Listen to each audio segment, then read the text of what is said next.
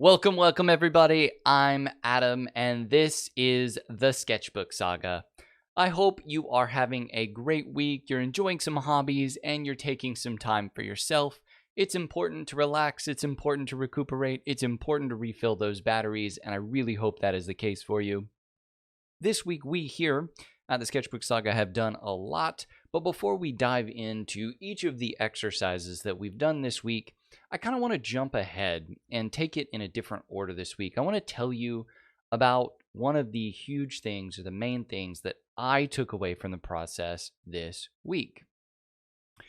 So, I feel like I have seen some progress this week, and I want to say that that progress comes in a little bit of a different format than I expected. So, I think, I'm 5 weeks in. I was expecting the lines to look more crisp, to be more refined, to be more accurate with each and every single drawing I do. And that's the case to an extent, right? There's not no improvement in that area. However, the area I see the most improvement, the area I see the biggest benefit, and what the biggest takeaway has been for me is to look at more than that for your improvement. What I see is improvement in the speed of how I draw and the imagination side of how I draw.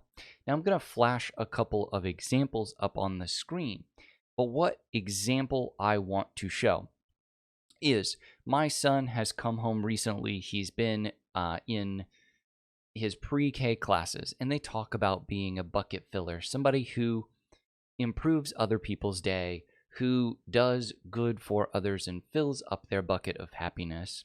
He wanted to draw this, right? He said, I want to say I'm going to draw some mountains with a bucket and everything, getting it all filled up. Dad, that's what I want done. I want to draw that. I want you to draw me that, and then I'm going to copy your drawing.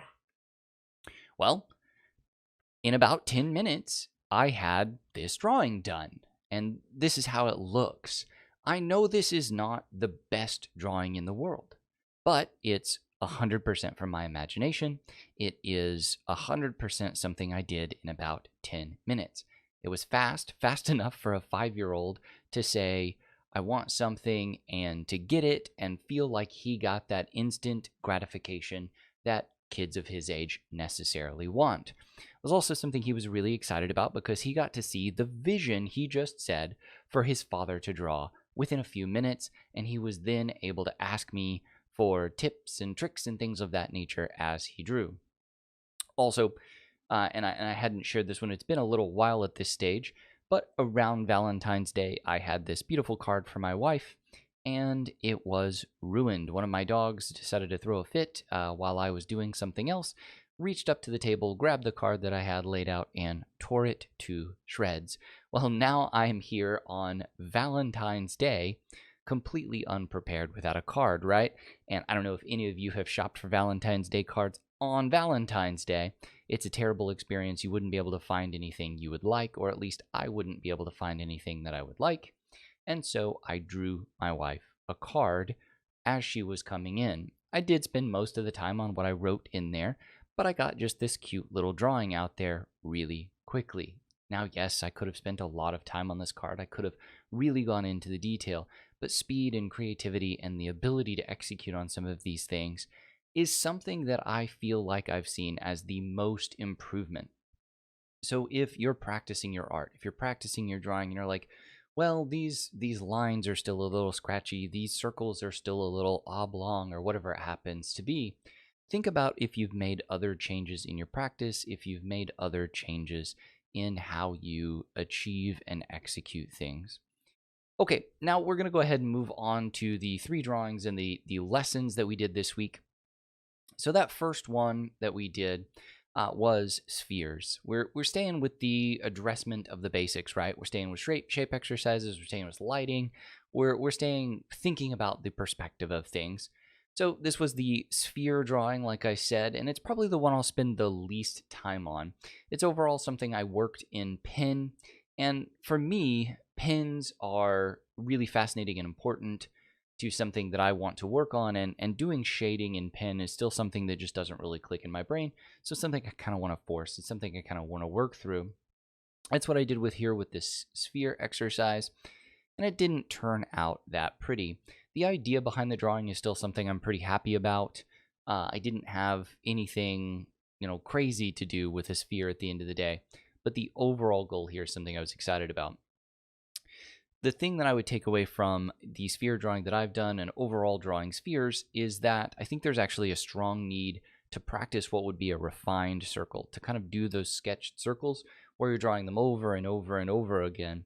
Because when you're drawing a sphere, how circular the object is makes a massive difference in how believable that is as a 3D shape.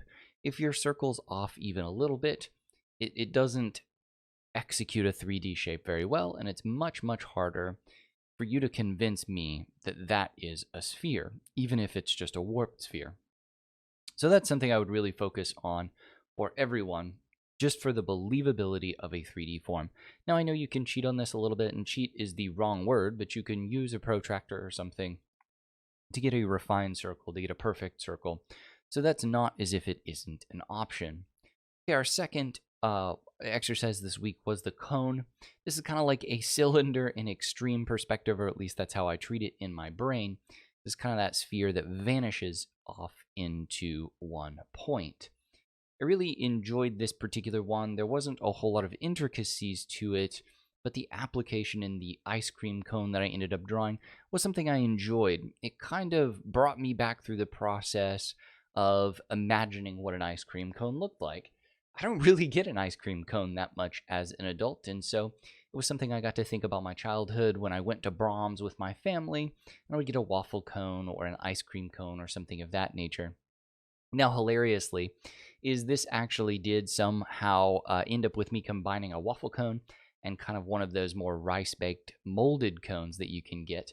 As you see, kind of the waffle cone is the bottom, and then there's that curved piece, which would be a different type of cone.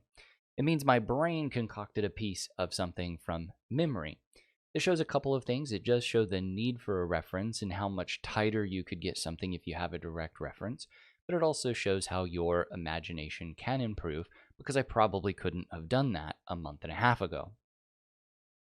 Then the last one was our tree exercise. This was the cedar trees, and I was pretty excited to do this one. I looked forward to it throughout the entire week or through the entire subset of drawings. I really wanted to do this. I wanted to finish out that drawing. Sadly, I think these probably turned out the worst of the drawings, at least from the perspective of where I thought it was going to be. I have found that my brain needs to latch on to detail. So if I'm looking at something, I latch onto the detail and I execute that. Things that are nebulous, like put all the shading in and then just do some indication of needles for the cedar tree. Do some, the lack of detail being the beauty of it is really hard for me. I'm like, well, that doesn't look like anything. And so then my brain wants to put something there. And I think I force it too much in drawings like this, and it actually ends up looking a bit worse. So you can see where I've basically plotted in the trunk of the tree instead of kind of have it peek in and out. You could watch the video that I used to kind of learn how to do this. They do a much more refined job, a much more interesting job on that, but my brain has too much to focus on when it comes to that. And so kind of that free form aspect is something that I still struggle with and I really want to work for as we move forward. Okay, that's our 3 drawings for the week. What are we looking forward to? What's coming up? So over the next week or so, we're going to be doing pyramids to start with. Then we're going to be combining all of the shapes that we've done so far, and we're going to draw a castle.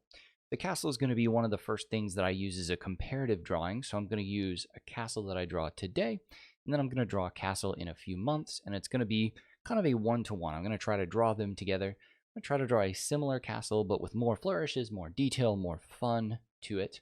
I'm going to try to give myself similar amounts of time on these things. So I'll probably shoot for a 30 or 45-minute drawing on this.